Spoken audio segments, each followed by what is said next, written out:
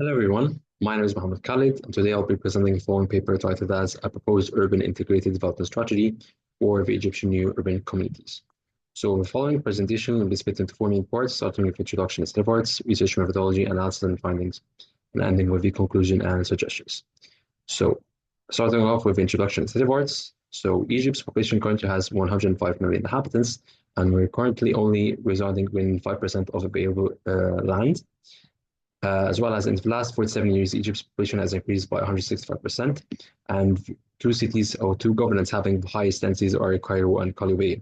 Furthermore, 27% of Egypt's total population resides within the Greater Cairo region, which constitutes of Cairo, Giza, and Calibé.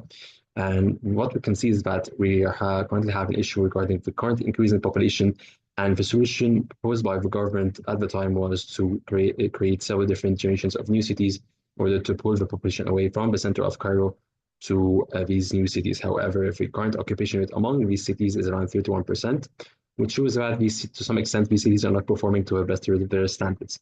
And this was the starting point of this research. So, as we stated before, the new cities were developed in order to achieve specific aims such as social stability, economic prosperity, as well as population distribution from the Nile Valley. As well as there are currently 44 new cities developed over 4 different generations, as well as these cities can be split into 3 different categories: satellite cities, twin cities, and independent cities. Furthermore, some cities had other aims, such as, for example, creating agricultural marketing systems.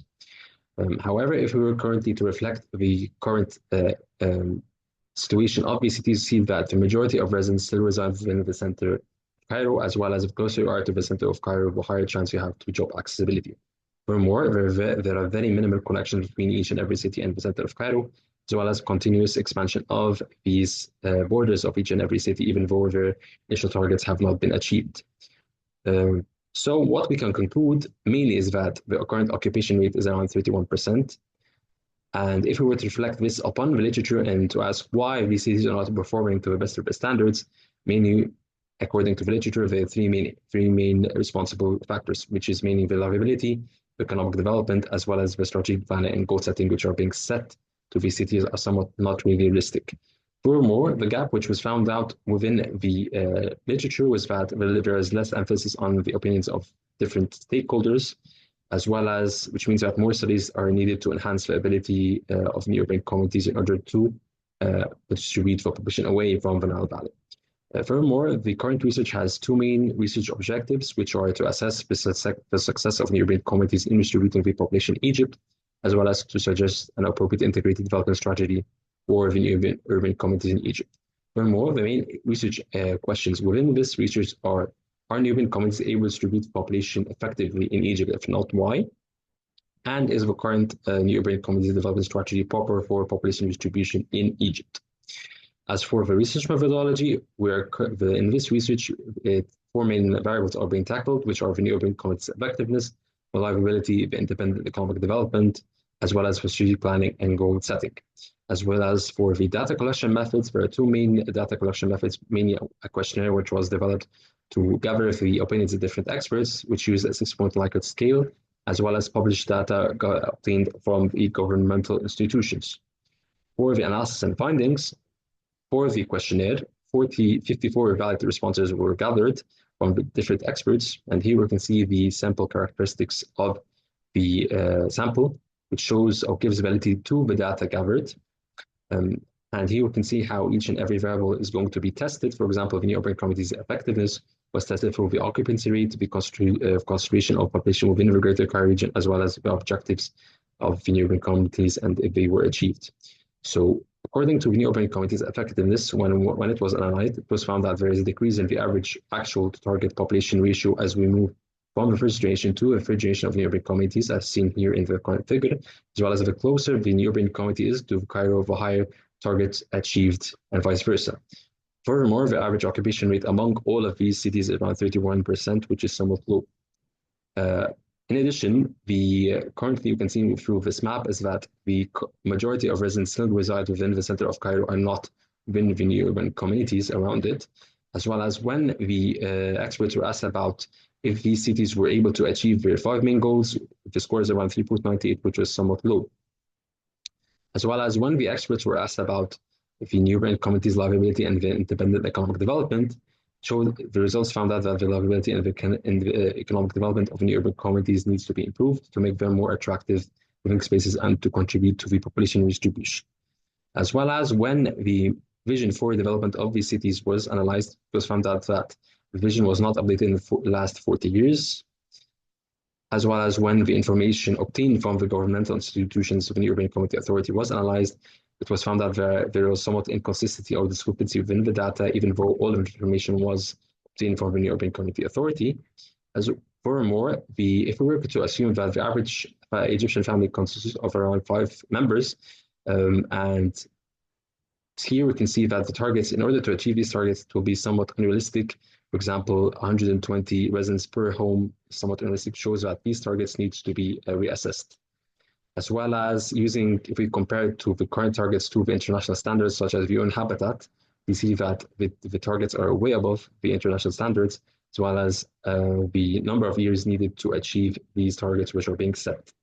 Lastly, if we were to see that the current expansion borders of each and every city, we have continued to expand even though the initial targets have not been set or have not been achieved by each and every one of these cities, which continues to deplete the country's resources. Moving on to the conclusion and recommendations, you can see that the findings here just demonstrated that the current approach of dealing with the new urban communities needs to be somewhat cohesive, thus an integrated strategy for new urban communities was suggested.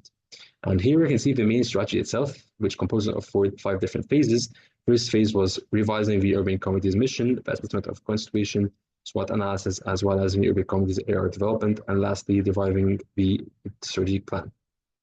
Starting off with the mission for the urban communities needs to be reassessed as it has not been updated in the last 40 years and needs to go hand in hand with the 2030 and 2050 Egyptian visions. Furthermore, the assessment of the current situation, and in order to assess the current situation of these cities, we need to have available, accurate, and accessible data in order to have somewhat more realistic goals, in order to assess the current situation of each and every city. And using the updated data, next phase would be to use it to create somewhat of a SWOT analysis to understand the strengths, weaknesses, opportunities, and threats for each and every city, as well as using the SWOT analysis in order to create or highlight different areas of development.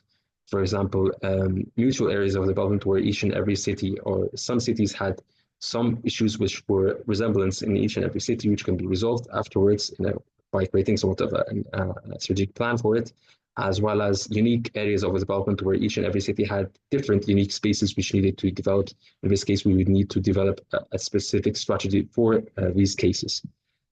Lastly, which is deriving the strategic plan, and this would need 5 different inputs.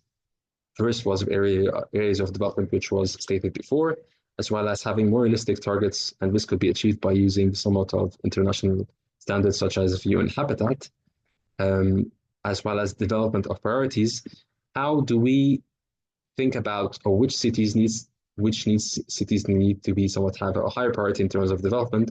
And this could be achieved through 3 different, for example, proposals. For example, proximity to Cairo, the closer the city is to Cairo, the higher priority it would have in terms of the development or redevelopment, the average annual migration or cluster grouping.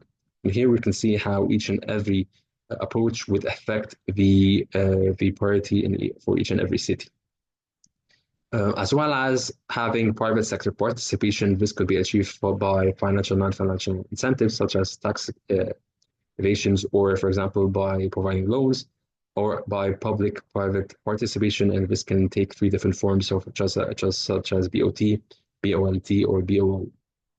Lastly, having social participation, and this is very important, as at the end of the day, these cities are being developed for these citizens, and if we don't gather their input, hence why these cities are not somewhat attractive for them. So this could be achieved by somewhat creating consulting groups or residential groups, where each and every city would have residents providing input on how to develop these cities and so forth. As well as for the implications and suggestions. So for the policymakers, we need to somewhat prioritize citizens' needs rather than the top-down planning approach. building a comprehensive and updated database, strengthening the coordination between relevant national policies, as well as promoting incentives and participations with the private sector. For future research, replicating the study using a larger sample, exploring more dimensions to validate the findings of the study, investigating the feedback of other stakeholders such as investors, as well as lastly, applying somewhat of a comprehensive studies to clarify the further feasibility of the urban communities. That is all. Thank you very much, and we are looking forward to your questions.